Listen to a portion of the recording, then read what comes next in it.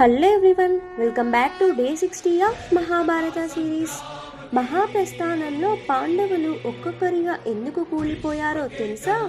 శ్రీకృష్ణుడు ఈ లోకాన్ని వదిలి వెళ్ళిన తర్వాత పాండవులు కూడా ఈ ప్రపంచంలో వారి కర్తవ్యాన్ని పూర్తి చేసి ఒక్కసారి జీవితానికి వీడ్కోలు చెప్పాలని నిర్ణయించుకున్నారు. వారు హిమాలయాల వైపు చివరి యాత్ర మహాప్రస్థానం ప్రారంభించారు.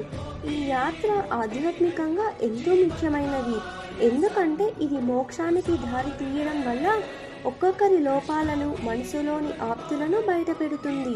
మొదటగా ద్రౌపది కింద పడిపోయింది, ఎందుకంటే ఆమె 5గురిలో అర్జునుని పట్ల ఎక్కువ ప్రేమ చూపించింది. ఈ పక్షపాతం అర్థం ఈ యాత్రలో అతని సహచరుల ముందు పడిపోయే కారణమైంది. తర్వాత భీముడు కూలిపోయాడు. భీముడు శక్తివంతుడు మరియు ధైర్యవంతుడు అయినప్పటికీ తన శక్తిపై అతనికి గల గర్వం అతన్ని అడ్డుకుంది. అర్జునుడు కూడా కింద పడిపోయాడు. అతనికి ఉన్న ధనుర్విద్యలో కృష్ణుని సాయంతో జరిగిన విజయాలలో గర్వం అతని లోపంగా మారింది. నకులుడు తన అందాన్ని, రూపాన్ని ఎంతో ప్రేమించాడు.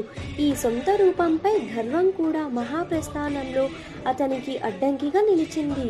సహదేవుడు గణనీయుడైన జ్ఞానితో ఉన్న వినయంలో తక్కువగా ఉన్నాడని చెప్పవచ్చు.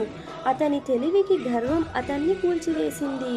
ఈ యాత్రలో ఒక్కటే విషయం ఏమిటంటే, మన లోపాలైన గర్వం, పక్షపాతం, అహంకారం అన్నీ మన మోక్ష మార్గానికి అడ్డుగా మారతాయి.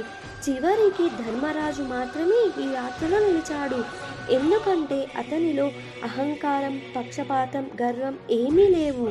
ఆయన ధర్మమే ఆయనకు బలంగా నిలిచింది. చివరికి ఒక కుక్క రూపంలో ధర్మదేవుడు ఆయన వెంట నడిచాడు. మహాభారతం మనకు ఎంత గొప్ప సందేశం ఇస్తుంది అంటే, మన జీవితంలో ఏది ముఖ్యమో అది ధర్మమే. గర్వాన్ని, పక్షపాతాన్ని వదిలేసి ధర్మ మార్గంలో నడవాలి అని. Thank you each and everyone. Do follow and subscribe for more.